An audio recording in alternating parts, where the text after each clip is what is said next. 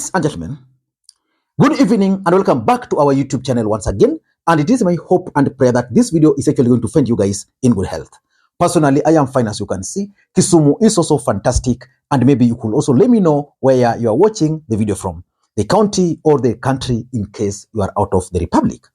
Ladies and gentlemen, I've always opined on this platform that in politics, nothing happens out of mere coincidence, and that everything in politics is normally well planned, well scripted, and executed to achieve a specific political objective.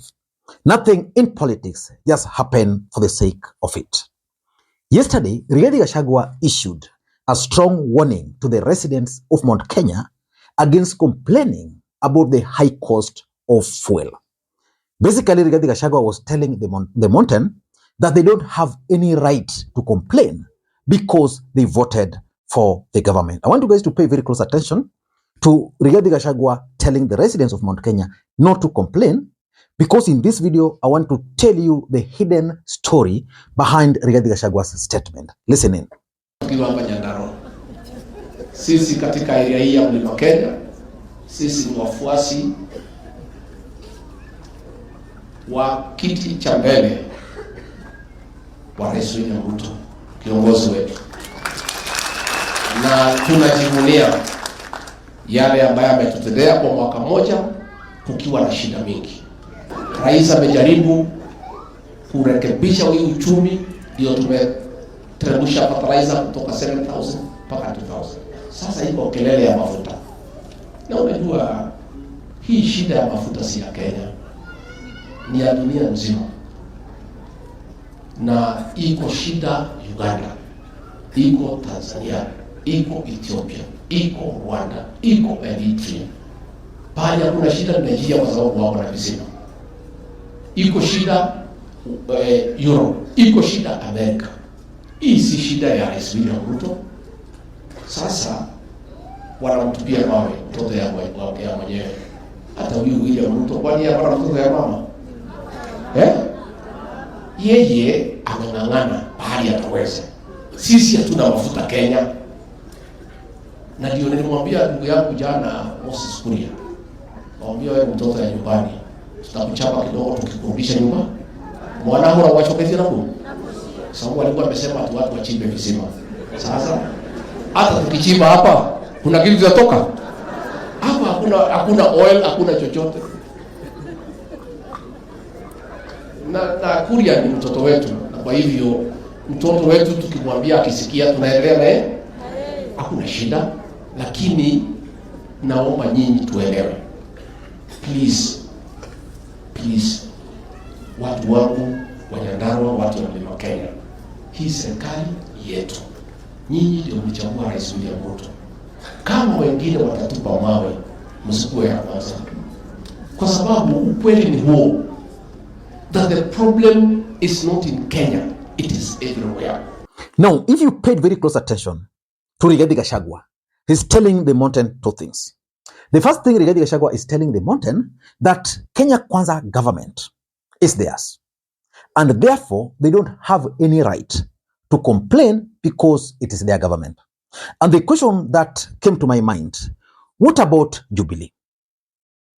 Because remember, as much as Kenya Kwanza was voted for by the mountain, the truth of the matter is that Jubilee got more votes from the mountain than William Ruto got in 2022. And of course, the other fact is, William Ruto is a Kalenjin. He's not a Kikuyu. Uhuru Kenyatta, who was the leader of Jubilee, was a Kikuyu. And the same people led rebellion against one of their own. So that's why I'm telling you that there's a hidden story which I'm just going to explain shortly. The second thing Rigathi Gachagua is telling these people that they should not complain. And the question which I ask myself, why should they be gagged from complaining? Is it possible that in the mountain, we have certain petrol stations where the fuel is lower than, for example, say in Kisumu? Why are they being gagged? That is exactly what I want to look into in this particular video. But before you do that, for those who are watching this channel for the first time, please take a second or two, click that subscribe button so that next time we produce a video like this, YouTube will automatically notify you. And to the subscribers, I want to continue thanking you guys for your continued support, because without that support, this channel cannot be where it is. And for this particular video, ladies and gentlemen, I want to make a single request to you. For this video, ensure you drop your thumbs up button. If you can, please drop your comment, especially the Ligang, and of course, sharing is caring. You can also share this video to various platforms you are in. And allow me to also refer you to Royal Dental Clinics for those who would want to solve their dental problems.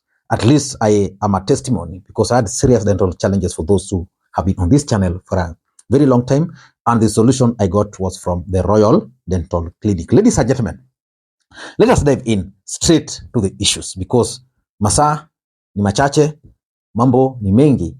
There's a story which I also need to dissect for you guys. Moses Kuria, Alice Wahome, Justin Muturi are facing a trough. Are there plans to kick them out? Again, if you look at the other side of on Azimio, Makau Mutua telling Jeremiah Kioni to to resign from the bipartisan team, and Martha Karua responding. What are we getting from there? A lot of things. And of course, remember, Moses Kuria was in Kisii, Migori, and he was also in Siaya on a mission. What is the implication of Moses Kuria's trips to those regions on Rigathi Gachagua? Masa ni machache, so let us finish up with this first before we delve into those other one. Why do you think Rigathi Gachagua is gagging the mountain against complaining about the high cost of fuel? Number one, Rigathi Gachagua understands one thing about the mountain, that if they decide to rebel, they can actually rebel. They did that to Uhuru Kenyatta. When Uhuru Kenyatta was voted for in 2017 by the mountain, Uhuru Kenyatta was referred to as the anointed one. Anointed. Several Bibles verses were being quoted to justify how Uhuru Kenyatta was anointed one. Up to this stage, I strongly believe that Uhuru Kenyatta never thought that the mountain would one day decide to go against him. But Rigathi Gachagua, Ndindi Nyoro, Moses Kuria, Alice Wahome, Kimani Ichung'wah led a rebellion, successful one, against Uhuru Muigai Kenyatta in the mountain. Uhuru Kenyatta stopped being the anointed one. Why do you think they rebelled? Because of the handshake, which Uhuru Kenyatta entered with Raila Odinga in the hope that it was going to help the mountain with their businesses. So Rigathi Gachagua fears one thing, that if the mountain were to start complaining about the cost of living, nobody is going to stop them from complaining. So it's doing some preemptive measures. It's taking some preemptive measures to try and deter the mountain from actually complaining. Whether Rigathi Gachagua is going to succeed in that mission, I can't tell.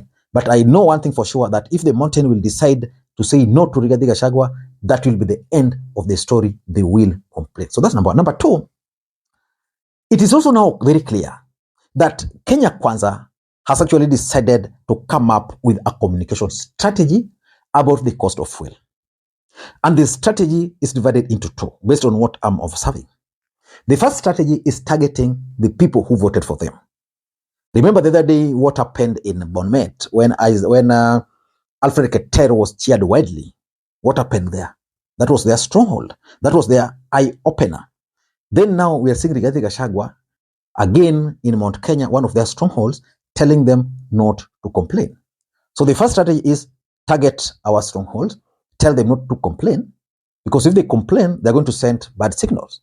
But the other strategy is that let us pass this challenge as temporary. Let us pass it as a global issue.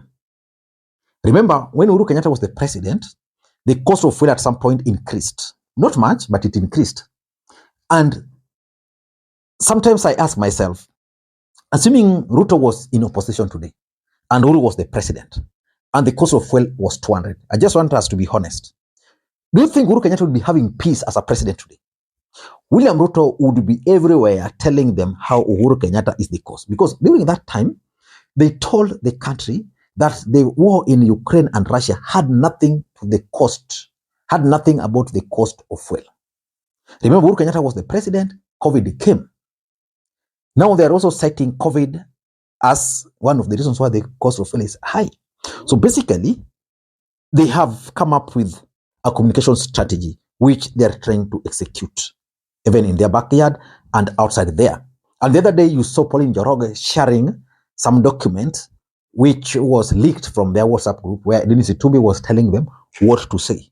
And if you've been listening to the leaders, basically, that is exactly what they are doing. They are trying to come up with a strategy to convince people this is temporary, it's a global thing, it will come to pass. But the question is, when it was Uhuru Kenyatta, what happened? You went and complained. So Kenya Kwanza, and sometimes I pity Azimio. And that's why sometimes most of you guys here think that I've been bought by Kenya Kwanza. One of the things I told Azimio was that this cost of living and the cost of fuel, those two things were actually heaven sent to them. But now they've even lost the narrative. They are so focused on the bipartisan talks, which is going to bring nothing. If there's one thing Azimio should get off, is that bipartisan talks. It's going to generate nothing. But that's where they are. They are forgetting that they are opposition. They need to put this government on pause. When they are in a place, every single day they should tell Kenyans how Ruto entered into some deals with some Middle East companies, and that's the high cost of fuel. You just say things. It will get into the minds of people. If Raila can't say it, if Kalonzo can't say it, if Martha can't say it, they can get the right people. Azimio has the right people who can say certain things in a better way, and people will understand. Talk of Edwin Sifuna, talk of Babu Wino, talk of Ledemo Lekana, talk of there's that MP from Ukambani, Makali, very sharp man. Just have them. There's a member of parliament from Busia here. It's called who? There's this gentleman here. Lethal. Have them talk. Yeah. So that's number 2. Number 3, in my view, Mount Kenya. That is the fear that Mount Kenya will be mocked for voting out Uhuru Kenyatta. Because they were warned that if you vote Uhuru Kenyatta actually warned them. If you vote for this government, you will cry. Now these guys are crying. But Rigathi Gachagua is telling them, just cry, but let tears not fall. Because that would actually vindicate Uhuru Kenyatta. And the people who never voted for this government, like the Azimio supporters, are going to mock you. And lastly, if you ask me, Rigathi Gachagua and the team are now keen on trying to confine the complaints to Azimio strongholds. Remember, there was the story of bumper harvest. It's also coming out that there was nothing like that. People just harvested averagely. Fertilizers were released. In the next few months, Kenyans will start suffering again. But the thing is, this is a direct warning. Rigathi Gachagua is issuing a direct warning to leaders from Mount Kenya. Never to complain. Never to complain. I don't know what you think, but that's my take. In case you're watching the channel for the first time again, please take a second or two, click that subscribe button, so that next time we produce a video like this, YouTube will automatically notify you. This is Lee Makwiny. Until next time, bye-bye.